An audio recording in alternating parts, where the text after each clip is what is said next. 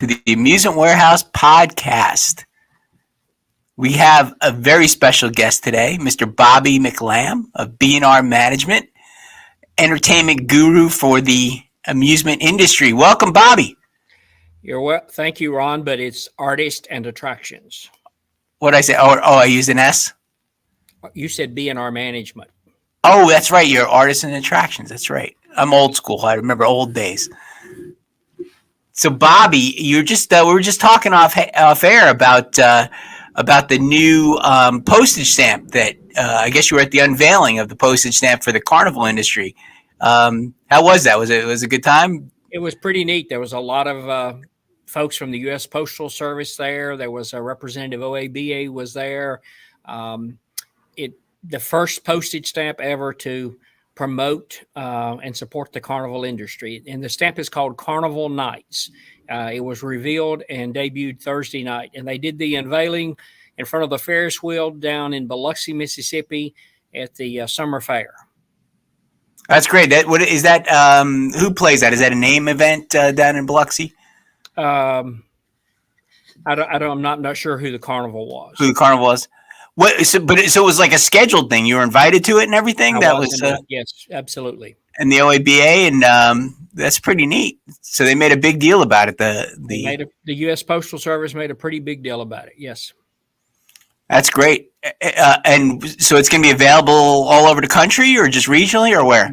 That's my understanding. All over the country. Well, that's great. That's great. So you can ask for it at your local post office, and I guess if people still are mailing letters, they can use the postage stamp. But it'd be a cool thing to collect for sure. Absolutely is. And they were kind enough to give us all a first edition issue. Those that participated, it was a nice event, very well nice event. That's pretty neat, and you were invited too. That's really special. That's an awesome thing. And you were right on the front end a little bit when you said B&R Management, because when this company formed 45 years ago, we were strictly a management company. And we were B&R Management for a number of years. And then we moved the management side and the booking side together and merged it, and it became Artist and Attraction. So you were somewhat correct. You do remember the old school days. I remember the old school. I have a hard time with that, changing names and things. My first grade teacher got married once, and I used to always call her by her maiden name all the time. It just changes an interesting thing. So you were the first with the postage stamp, but you were also I think it's a cool story. You were the last on a very, very famous person. You had the last promotion, didn't you, in Richmond, Virginia, with someone in the day? You're thinking about Frank Sinatra. I am. The show that was his next to his last show when he was in Richmond, and he actually fell off the edge of the stage. His last concert performance was in Wilmington, North Carolina at Trask Coliseum. But yes, Artists and Attractions was fortunate enough to be the agent and promoter for that event. That's really cool. That promoting something like that, is that just like otherworldly? I mean, it's Frank Sinatra. Does he have a lot of demands? Is he pretty easy to deal with? How is something like that? That's got to be really exciting to do. Ron, I found him very, very easy to deal with. He was very kind to me. You were pretty well told up front, what to expect. He was not a well man during those last days, and of course, it was very touch and go the day of the show, whether he was going to be able to perform or not. I got a telephone call saying he had got on his private jet in L.A. and he was on the way, so that was a good sign. And of course, when he landed in Wilmington, North Carolina, we had a police escort that escorted his limousine from his private jet to Trask Coliseum, and then escorted him back after the concert. But he was just a delight to work with, and of course, that's a once in a lifetime opportunity. That's a really, really special story to have to work with somebody like that. And last, I mean, you've worked with a lot of famous people over the years, but that's truly a special thing. That's pretty amazing. You had touched on starting 45 years ago. I don't even know the story, but how did you get started in the industry? How did things get started, and what made you want to be in this industry? Well, as you might or might not know, I started out as a comedian doing country humor, and had the privilege of doing a number of television shows, a couple of movies, um, and the agent that was my agent in Nashville, I was not satisfied with. So I decided that I would handle, or my office would handle, my own personal dates. And had the privilege of working as a comedian and MC for a lot of people in the music industry: Loretta Lynn, Conway Twitty, Brenda Lee. And of course, over the years, I got more interested and intrigued of the business side of the entertainment industry, not just the performing side.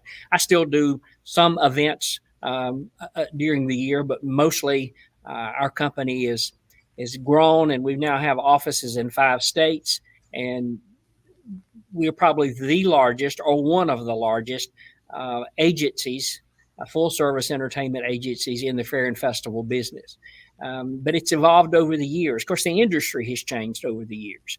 So in country music, from the time I was doing country humor, we were more into traditional country music: the George Jones, the Loretta Lynn's, the Conway Twitties, and anybody who listens to country music know today it's not that traditional country that we used to know. And what about the tie-in with the fair industry, though? How did that intersect with what you were doing, performing and playing? And I mean, I know there's a natural country is a big part of the fair and festival industry, but how did you become so intertwined with this industry? Well, I was performing at county fairs and state fairs, usually with a headline music artist, and they would use a comedian on the front end. I had the privilege of, going to Branson, Missouri, and working a 12-day stint at a theater as the support act for Lee Greenwood, who's my dear friend.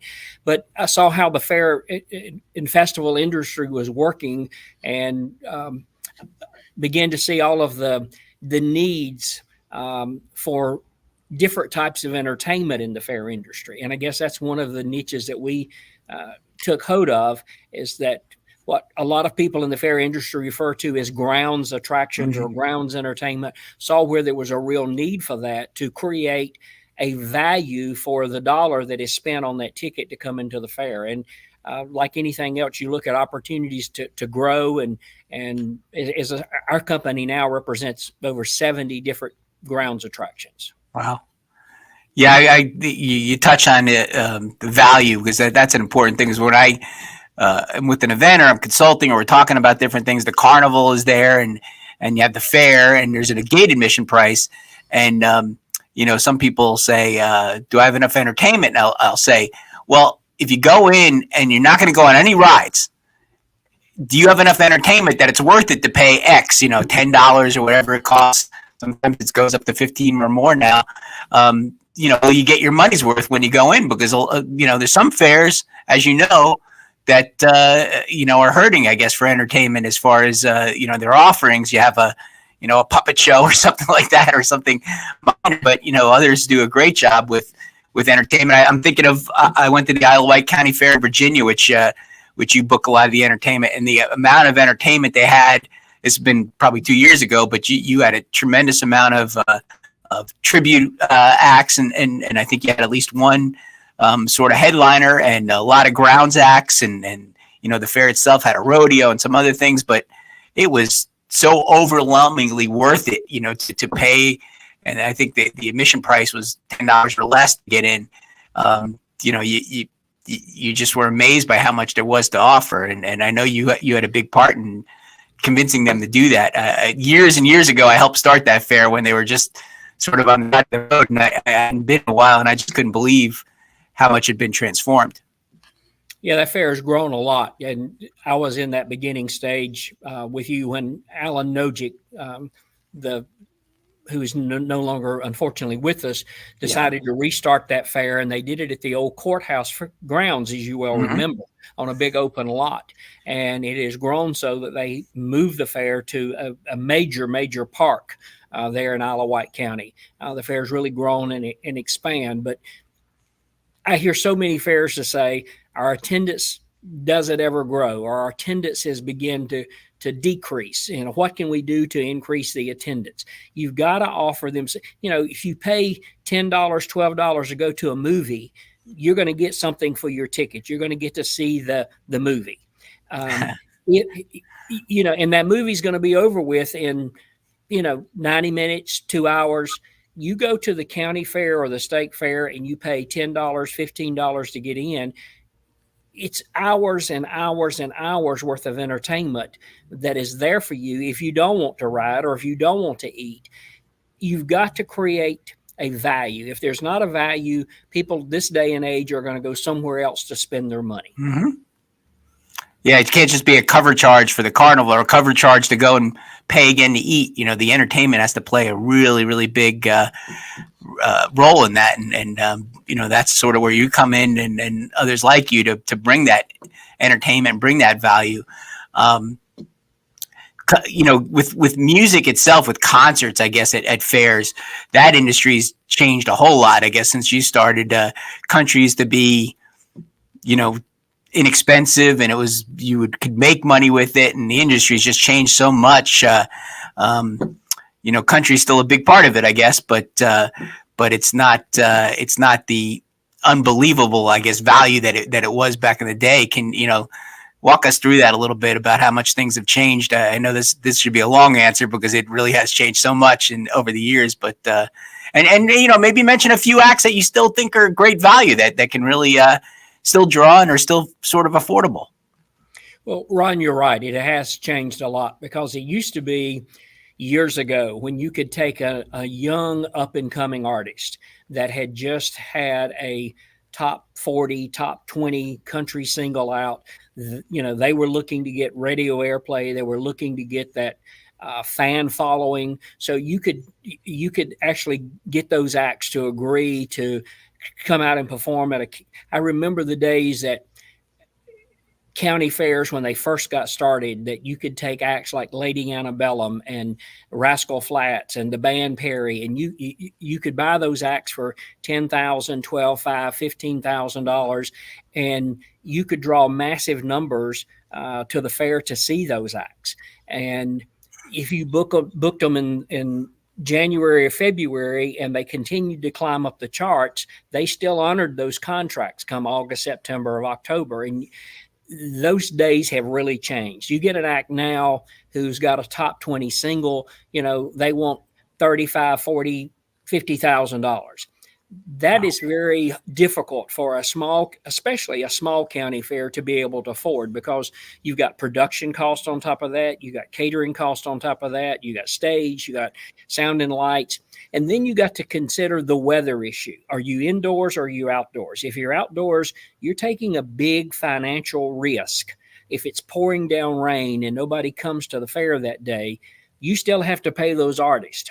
A lot of the county fairs, especially, have decided that I can take and book 3 or 4 or 5 grounds attractions to play the fair, the entire run of the fair, performing 2 to 3 shows a day for what it would cost me to bring in one up and coming new country act to do one 90-minute concert.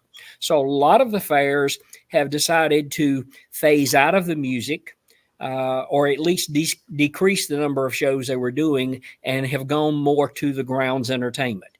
Be it a circus of some type, be it racing pigs, be it whatever. There's so many grounds attractions of all types out there anymore. There is still, a lot of acts that can still sell tickets and still draw people. Again, each market varies to where your market is and whether you're indoors or outdoors. You've been in the fair industry a long time. You've seen the genre of music. You get some areas, contemporary Christian is very big, especially with church youth. You get to other markets, contemporary Christian is not big.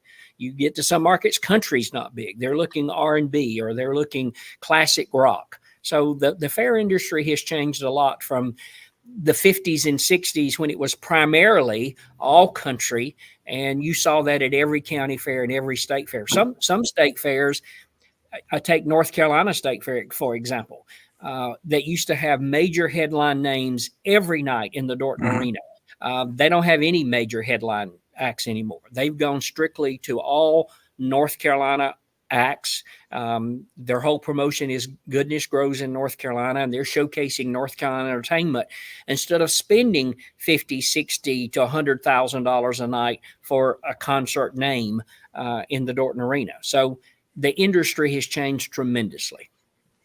Yeah, it's even though we're sort of entertainment professionals, most of the time we're not concert professionals. And with the big names, Live Nations of the world, and all those taking over the concert industry, it's become, the margins have become so slim. It's there's not a lot of room for error anymore. You book one of these big acts, you can't make a mistake. You got to draw a lot of people. You got to bring them in. You got to promote it correctly. You got to do all those things to even have a prayer of making some money. You're absolutely right. And when you is that you singing a song?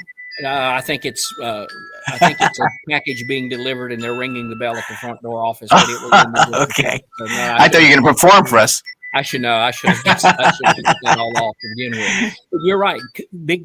Big companies like Live Nations have come in, and they're doing major arenas, amphitheaters, and when they're bringing in a name like a Reba McEntire or somebody of that kind of nature, and they're playing 50 miles down the road from where your county fair is prior to your fair, you can't compete with that kind of artist and those kind of numbers. So you've had to rethink and retool what you're going to do to be able to stay in the industry and be profitable. And if you're not profitable, it's a business. And if you're not profitable, you're soon not going to be in business. But being a sort of soft or semi-soft ticket event that a fair is, that probably presents a few opportunities too with like the Lee Greenwoods of the world and some of the ones you mentioned. I think if you're smart about it, and probably with your advice and your counsel, there's probably still a lot of value artists out there that maybe they can't sell a hard ticket as much as they can, but a free show at a county fair or just selling VIP or something like that, you could still do okay with them. Am I crazy? You're absolutely correct, Ron. And a number of fairs are still doing that. They're looking at rethinking from what it used to be. We've got a number of fairs in the Midwest that are bringing in those kind of names that you're talking about. They're not selling tickets, period.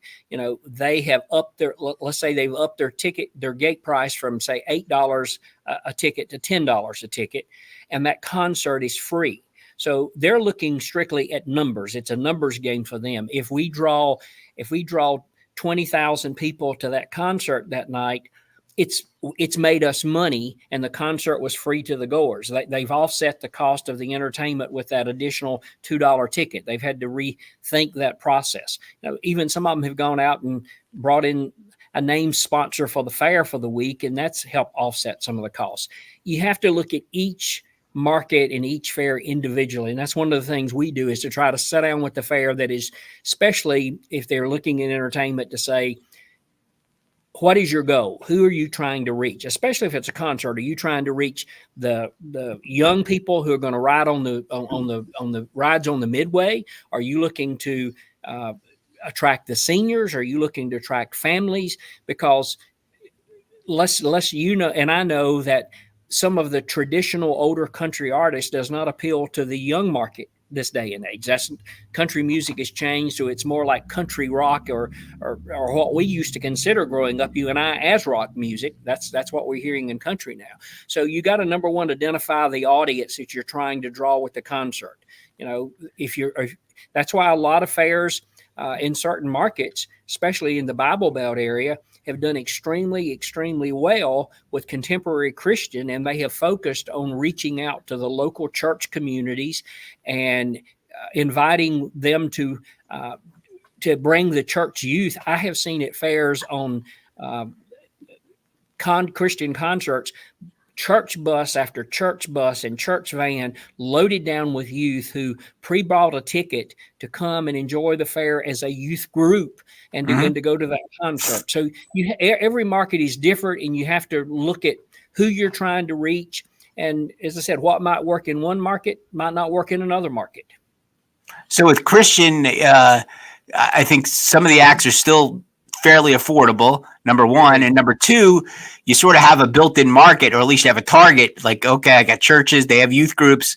I know where to find them and reach out to them, and they can organize, decent large numbers of people to come, like you're saying, with the buses and with that type of opportunity. So I think that's a great idea for if your market will work. But I imagine it'll work somewhat to a certain extent, just about anywhere. But I mean, you're going to have stronger places than others. But maybe Absolutely. contemporary Christian's a really big opportunity right now for that music market. And it's really growing where used to never see that at a county fair or a state fair. You're seeing it across the board now.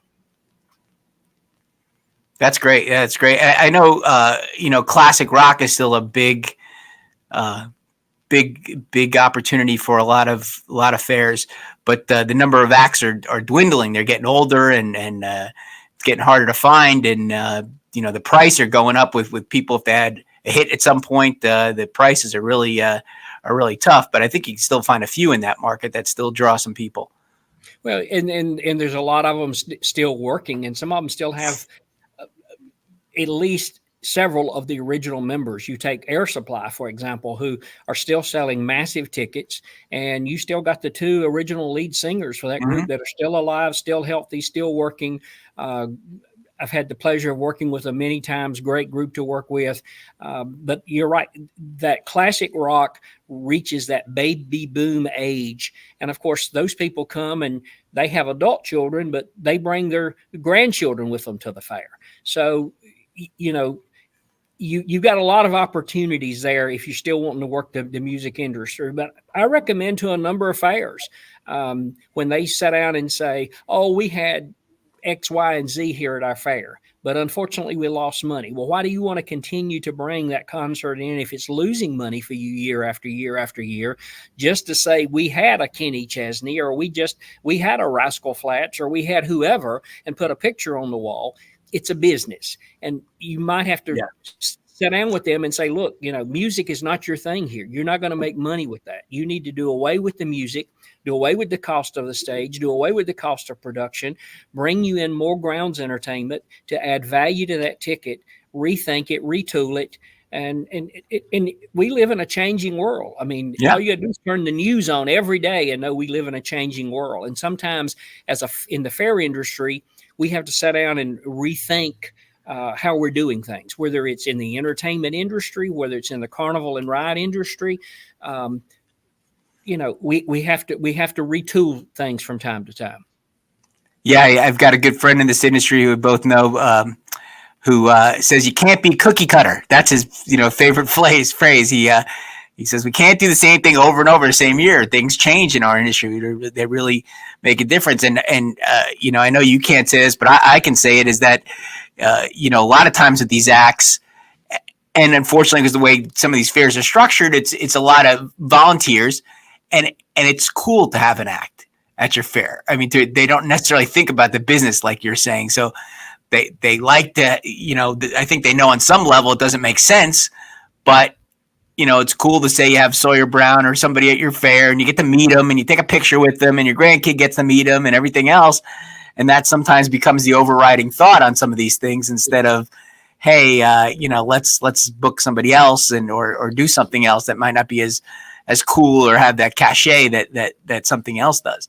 I used to think that like 38 Special was like the perfect fair band because they appeal to rock and they appeal to country and all those things.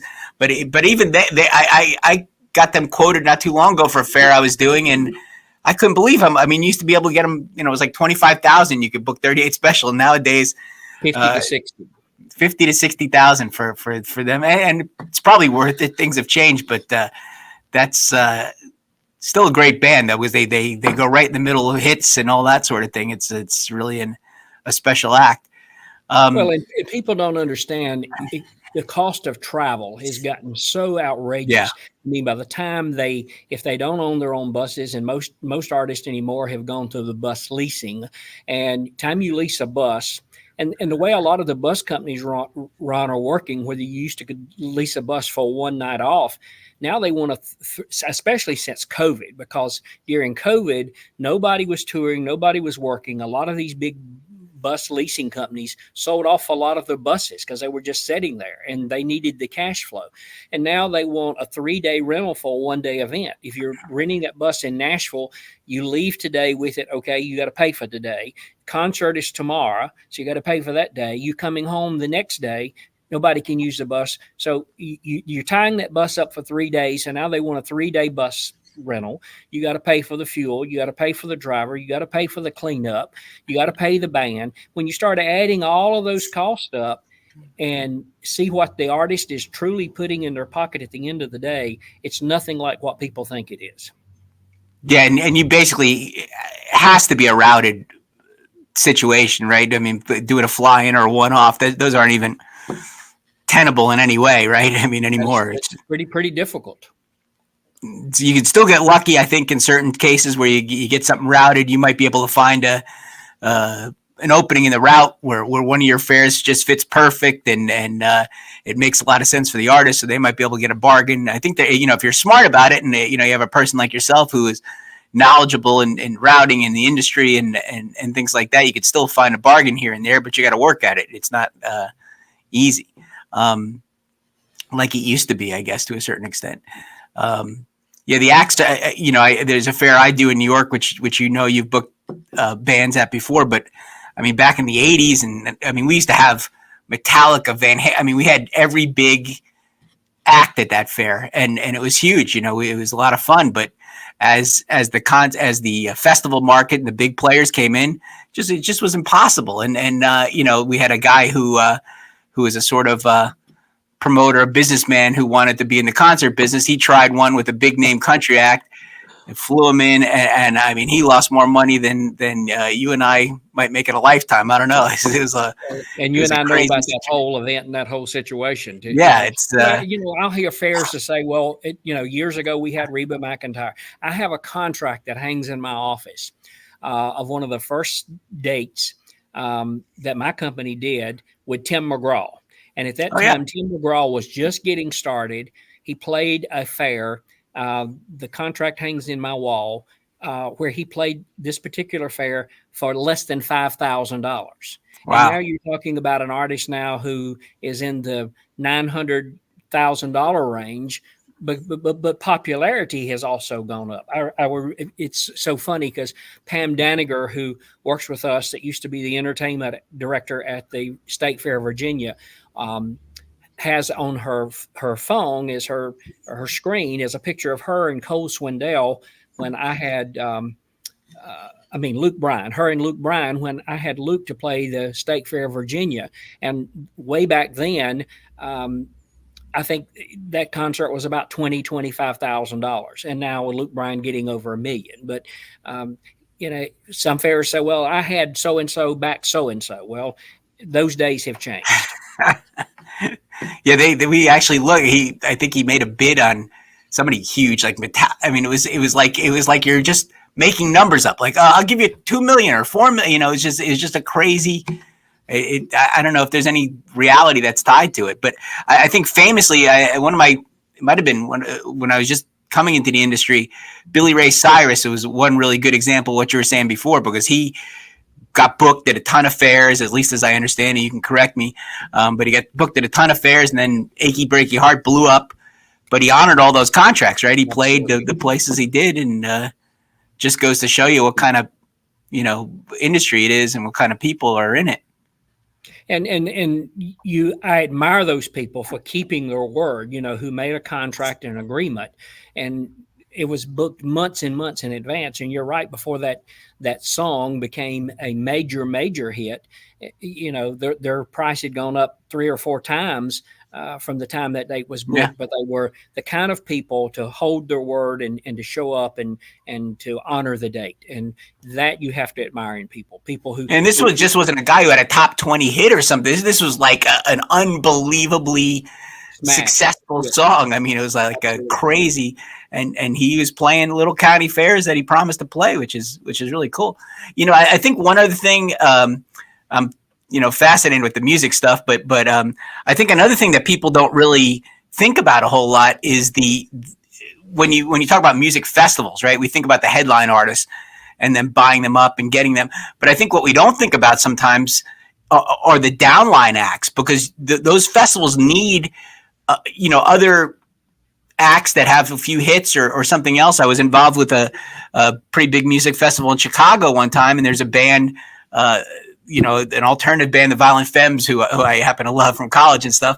But they played a set at this music festival I did, and I know what they used to get at certain places, and they told me what they paid these guys to play an hour, and it was like 4 times what they'd get anywhere else. And I just was like, that I even thought then that's going to be driving those prices up like crazy if you get enough festivals. So those acts that have a hit or two that you can put on the bill and it looks good, behind the big giant act you have up top, that affects things too, I would imagine.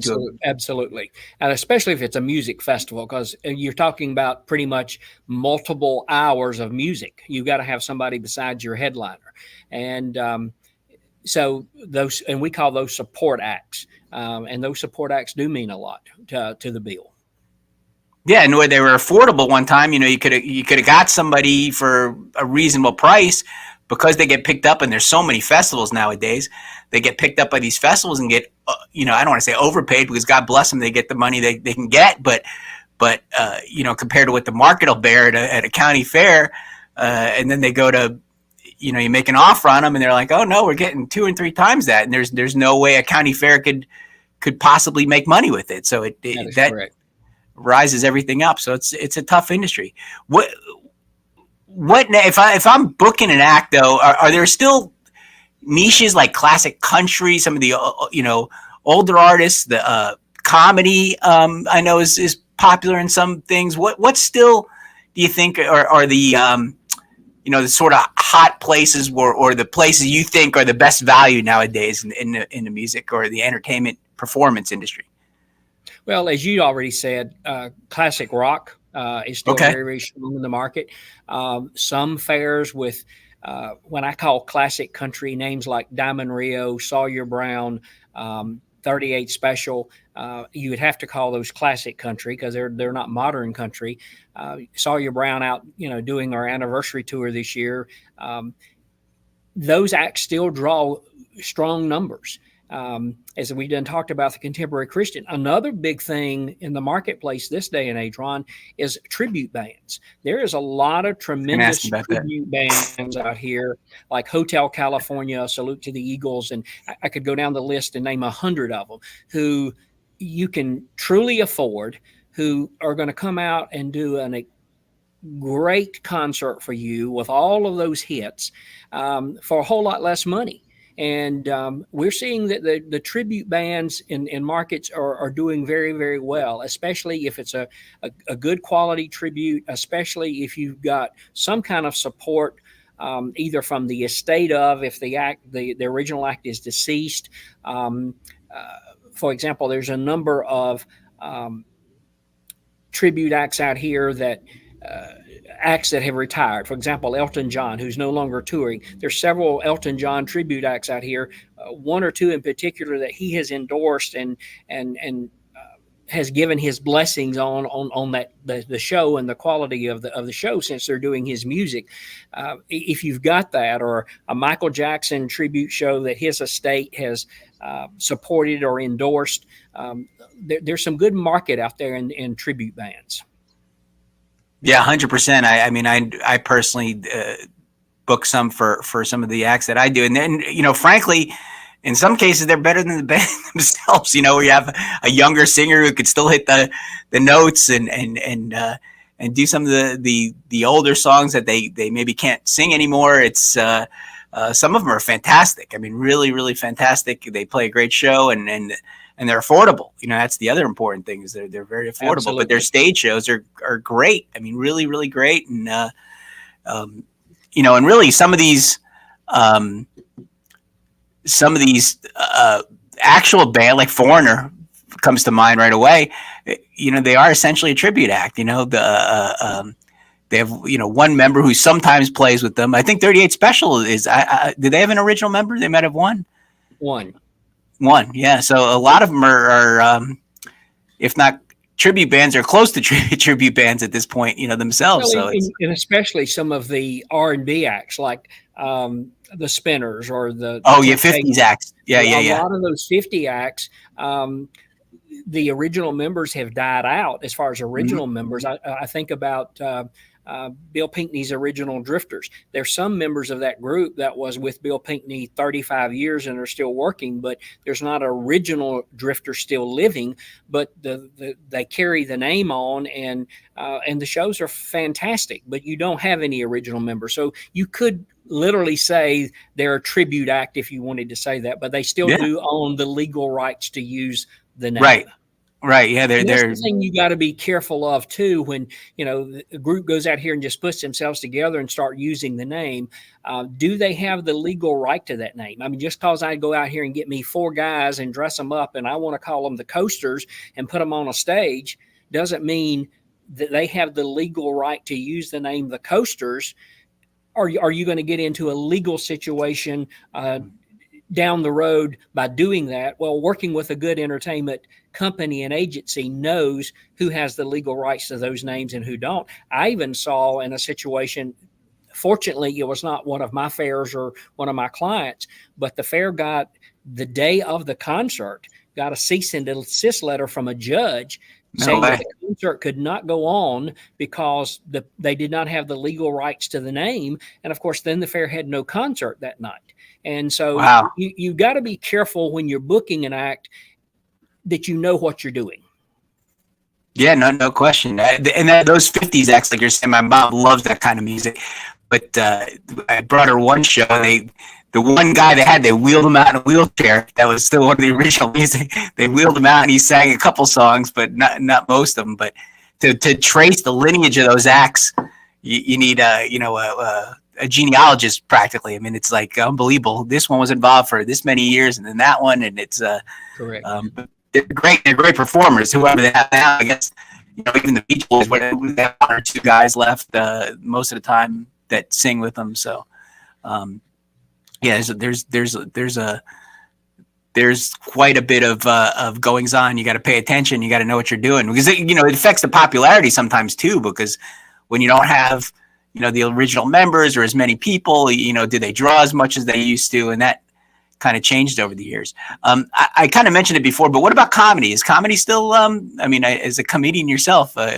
Well, the comedy industry has changed, and in my opinion, it's not as strong in the fair industry as it has been in the past. I remember my friend, the late great Jerry Clower, who played just about every county fair there was in the industry. I remember. Because he had the name, and of course that was considered more the traditional country market back in the 60s and 70s when Jerry was playing all of those. You get now the Bill Invalls, whose price is so outrageous that most county fairs can't afford anymore. To me, the comedy thing is, and comedy has changed. Fairs, or most of them, are not wanting your typical comedy club comedian to play the county fair because it's a family-friendly audience and they want a family-friendly show. Yeah, that's a big factor, is to make sure they work clean, right, and can do what they're doing. So yeah, maybe a Jim Brewer or somebody like that who works pretty clean. We booked him in Orange County. He actually did pretty well, and he was fairly affordable. He's real popular up in the Northeast for sure. Right. I don't know how he do every place, but he was actually a great act too, because he walked around the fairgrounds before his show, and a lot of his set was stuff he kind of just made up right before the. Yep. It was really cool. He said that the brakes on the roller coaster made it sound like a baby elephant, so he kept riffing on baby elephant sounds and doing stuff. But I really admired him for and I don't know how he did so quickly. I mean, I can't imagine if I was to give a speech and then 5 minutes before I completely changed my speech. I know comedy takes hours and hours and hours to get those jokes right and prepped, but he changed a lot of his act unless he knew something beforehand, but he picked it all out of the air and did it, and it was great. It was really great. So I think there are some circumstances that can work, but it's a tough market too. You're telling me, I guess. Well, and what would work in Orange County, New York, Mm-hmm. might not work at Isle of Wight County, Virginia, and Yeah, vice yeah, versa. So every market is different. I think that you have to look at your market, look at the audience. Are you a county fair and you take Martin County Fair in Florida? Martin County is made up primarily of a lot of military retired folks. So you every market is totally different. And I think that when you're dealing with somebody like yourself or me, you've got to know the market. You got to find out who it is you're trying to reach in that market. What is your goal? What are you trying to accomplish? Well, make money. We understand that, but there's a lot of dynamics goes into it. We've seen poll after poll from surveys at IFE where so many people say, I come to the county fair for one reason and one reason only, and that's the food. We know right. food is a big thing in the fair industry. We know that if you're 70 years old, you're not coming to ride the roller coaster. But if I'm 17 or 18 years old, I want to know if they got some thrill rides there. I'm not interested in riding the carousel. What have they got there for the teenagers? So when you're putting a fair together, as you well know, because you've been in this business, you're like me, you're old. You've been doing this a long time, and you've got to think about all of these things because it takes many elements at a county fair, not just the rides, not just the entertainment, not just the food. It's a package. Yeah, but some of those, the caution I have with surveys and surveys like that was fascinated with the data and stuff like that. If you don't have that good entertainment or you didn't have something to draw those people, and then you say, "Why'd you come to the fair?"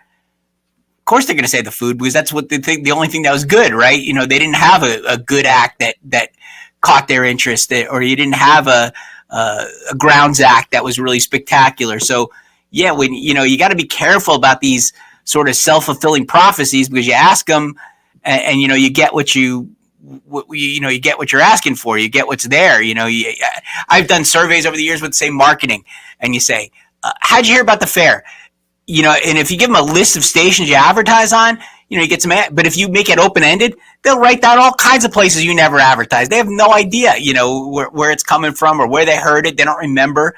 So it's a tough thing, those surveys, because, you got to really, that's why you have professional survey people do these political surveys and things like that, because the question has to be unbiased and you have to have random samples and, you don't know who you're asking. So it's a tough business sometimes to ask those. Now, I'm not doubting that the food's not super popular, but I think if you get the right entertainment mix and do the things that they'll draw people, as you were touching on.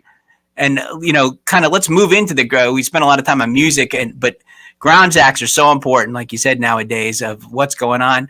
That industry's changed a whole lot. I know for me personally, I used to love a lot of the animal acts, and post-COVID, a lot of those have gone away. And aren't on the road anymore. Yeah, you still have some dog acts and things like that, but some of the more exotic things, they're few and far between. And you're right. When you go to the IFE convention or someplace else, artists and attractions, I said it right. See, still have so many booths full of acts. You're really a big player in that industry. So, how has that changed, and what's going on now with the grounds acts, the free acts, as we call them, in the industry that you see? Well, animal acts has always been a big thing at fairs, and you're right. The days of the traveling shows with the lions and tigers or the elephants, that has changed so much. You're right. During COVID, there was no work for a year and a half. These animals still had to be fed. But the other end of that is those people who own those animals, who had been making their living on the road, had to have an income coming in. They couldn't sit for a year and a half with no income coming in. So they took other jobs.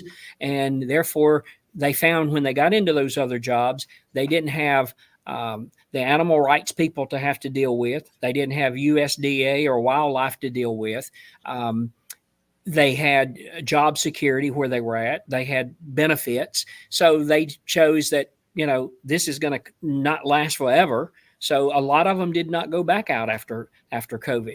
And the whole animal thing has changed so much. I mean, now if you've got an exotic animal show, there's so many states that don't allow exotic animal shows in that That's true state. too. You got to cross state lines. You've got to get permits to cross state lines in certain situations. And people, people don't want to.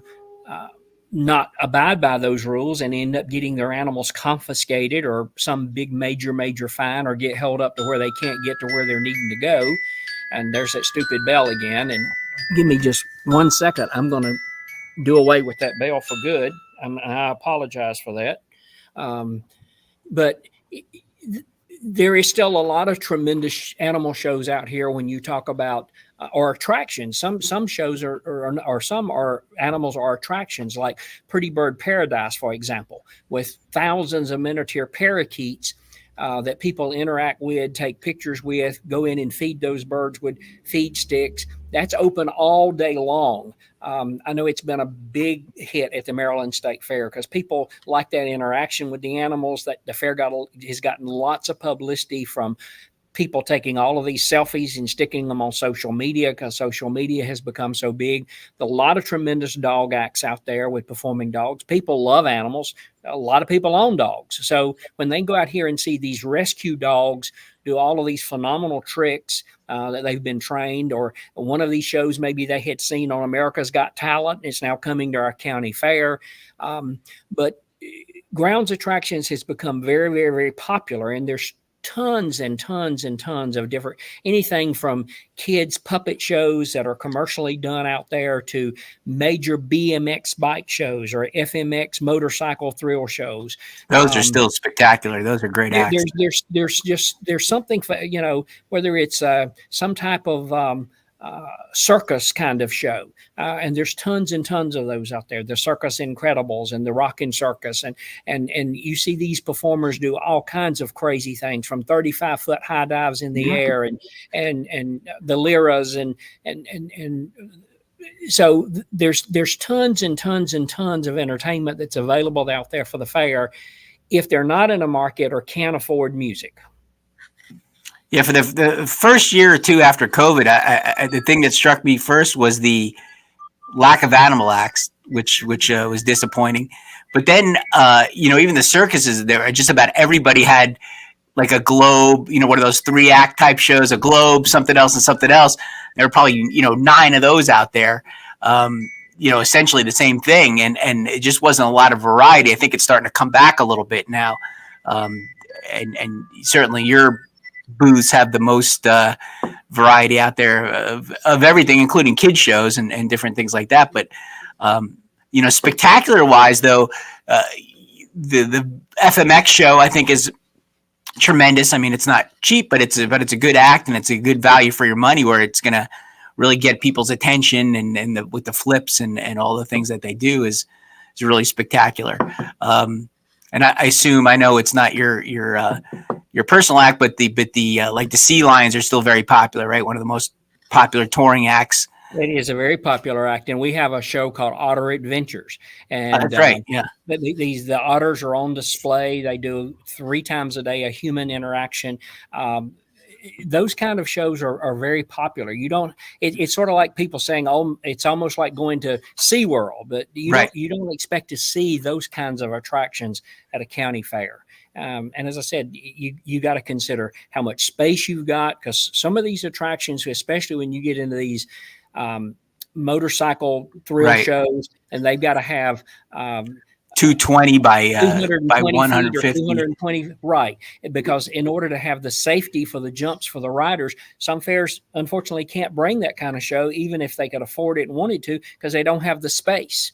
And so you got to think about space requirements. You got to think about electricity. I mean, there's so many things that has to go into being thought about when you're bringing these acts there, not just saying, okay, well, we've got this little space and the act needs an 80 by 80. We've had acts to show up at a fair that asked for an 80 by 80, and when they got there, it's smaller than a 50 by 50, and you're saying there's no way we can fit here. It's amazing to me at the fairs that I'd say, well, I never read that contract, I just signed it. Why would you ever sign something you've not read? But it happens. I hear it every day.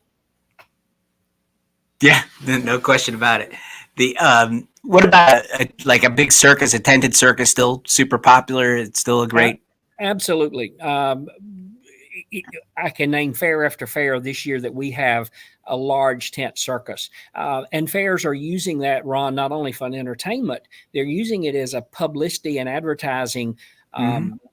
thing for them. Because one particular fair that we've got, that they're saying you buy a ticket to the fair, you also get the circus free. And Yeah, so it's like going to a big top circus. So you're getting two attractions for the price of one, and they're using that as an advertising gimmick for the fair, and they're drawing massive numbers. Where if you would go see a circus set up in a town that has come to town for 2 or 3 days, and it's going to cost you $15 or $20 to get in to see the circus. This way you get the circus and the fair for a $10 ticket or a $15 ticket. What a value! And it they've is a used great it. value. They've used it not only as an entertainment value, they've used it as an advertising value. Yeah, and the tent is a an interesting thing because a lot of the circuses can perform open air, which are great, but there's something about that tent and the mystique. And I know it costs sometimes significantly more to put up the tent because it's not an easy task. But even being frugal, I think in the right circumstances, definitely worth it because there's that just tent looks spectacular. It looks like there's something going on. It's really an And you can see it exciting thing. all across the fairgrounds. Mhm. That's the thing. It's just seeing the tent there is an attraction itself. Much less when you get in and you take a seat on the bleachers and there's cotton candy or popcorn, and you're going to Lights see and sound and everything else inside. absolutely. It's a major production. It's not just an act. It's a production. Yeah, I went to the Florida State Fair a few years ago, and the Coronas family had the circus there, and I watched it with the fair manager, and it was a great show. It really was a great show. I mean, I've known Serge a long time, but I really enjoyed watching that show. I really did. I mean, had everything I could have wanted that I would have paid $25 or $30 to go see somewhere else. The production was good. Everything was good. It was a great act. You can see some great acts out at the fairs. What about grandstand? The concerts have gone away, but what about motorsports or different things in the grandstand? Is that still super It is. important? It is very big. And going back to the circus thing for just a second, I Yeah, know we have worked a lot of dates with Mr. Aline Zerbini, who I know and you know well. sure. A quality production, but you don't see many of the big tent circuses anymore. They've pretty well No, gone away. And to think that there's still a major beautiful European tent setting out there, and a production of productions like you were just talking about, the one you saw, they're breathtaking. And a lot of people, if they didn't see it at the county fair, a lot of kids might not ever get to see a circus. So it's a very great true. opportunity for them. The grandstand things, as I said, a lot of fairs have left the music end. They're going to motorsports events. You're still seeing some of the more rural county fairs doing the demolition derbies, Mhm. which is still very big in markets. You're seeing tractor pulls. They're rethinking what they're using that grandstand for. And unfortunately, we see some fairs that's sitting there with a beautiful grandstand and nothing in it. But it's not being utilized at all because they're saying we can't afford to put anything in there. Well, I disagree with that. I think you can go out in your local community and find things that you could stick into the grandstand. I know a fair that has done very, very well having a cheerleading competition in their grandstand. They bring all the county schools in. They do a big cheerleading thing, and the fair gives a cash prize to first, second, and third place. Well, all of these school organizations are looking to make money to go to camps and to buy uniforms and one thing after another. There's many opportunities out there that you can utilize that grandstand if you just think outside the box. And we Yeah, got so many or people that, as you said earlier, are still trying to do what they did in the 60s and 70s and think they're going to get different results. Well, they're not going to get different results.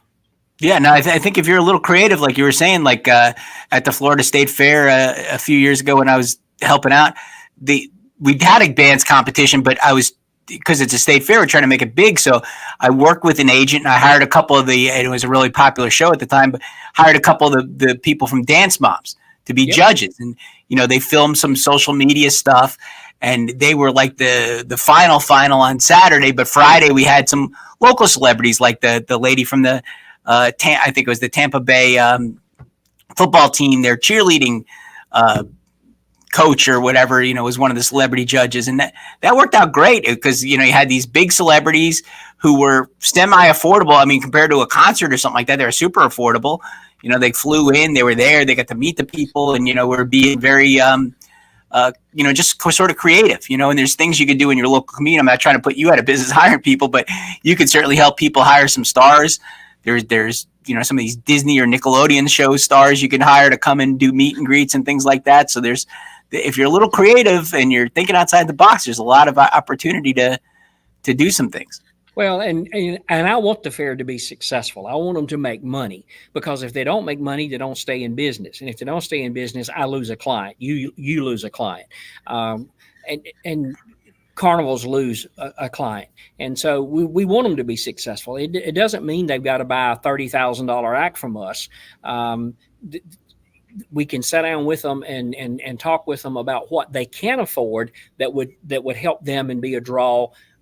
As I said, you have to look at every fair different, whether it's a county fair or a state fair or whatever. Yeah, absolutely. So, we've only got a few minutes left, but where do you see the entertainment going for fairs? What do you see in a couple of years? What's going to become more prevalent, and what's going to kind of go by the wayside a little bit?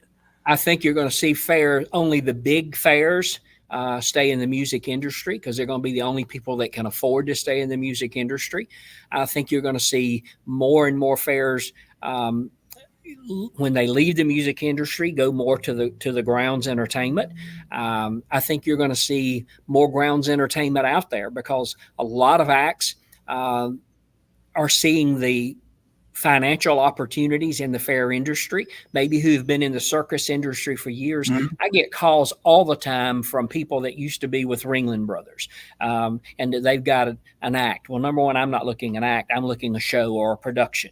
Everybody's got an act. The local clown birthday party magician's got an act, but he doesn't have a show or a production. And every act doesn't fit into the fair industry. It's a unique industry, or the festival industry. But I think you're going to see more and more different types of grounds attractions. I think you're going to see a lot of fairs go by the wayside. I think you're going to see, I know in my state, when I joined the North Carolina Fair Association, we had then approximately 52 county fairs and a state fair. I've seen that county fair number dwindle down to we're probably now about 26, 27, because it's gotten harder for them to get carnivals. If a carnival can't make money, they can't afford to continue to come and play that fair. You can't have a fair without a carnival. So I think you're going to see the number of fairs in the next few years become less and less. It's going to be like the old saying, only the strong survive. But the only way to stay in business is to sit down and think about, what do we do young and new and different and innovative? And I ask every fair, have you got a junior fair board? Well, no. Well, you need one. You can't. You're 80 years old. You need to be thinking about new ideas and who's going to run this fair when you're gone. I see a lot of civic organizations. The American Legion fairs and the Lions Club fair, and the American Legion. They're not growing members. So no, yeah, it's older. Fair board, the youngest member be 80 years old. After a while, there's not going to be a fair there if there's not some young new blood. Yeah, I one thing you really caught my attention. My daughter, who works with me now, came into the industry, and we went to one of the conventions in your state that you're talking about, and there was one person in particular that she had talked to about ticketing, and that person, when I first got in the industry, I thought was like a senior, older member of the industry. I said, he's still around. He's still running the fair, but he's an older guy who probably is not really in tune with what's new and what's going on. And it's, there has to be some younger blood, definitely, for sure, going on. But absolutely. Well, I appreciate your insights and all the information you gave. It was really an exciting hour we've had. Can you believe it's been an hour? Okay, time flies when you're having fun, and I appreciate the invite and the opportunity, Ron. No, it's great. I'm glad you could get on, and you gave even me a lot to think about with the entertainment and where things are going, because it's a tough little puzzle to do sometimes. Well, just remember, I'm only a phone call away. That's right. That's right. Call Bobby for the axe. But again, thank you so much for everything, and appreciate you mentioning Alan Nojic too, who's a good friend of both of ours, who we both miss. We'll talk to you soon, and I'll see you soon, I'm sure, before too long. Take care, Ron. Thanks so much. Thank you. Bye-bye.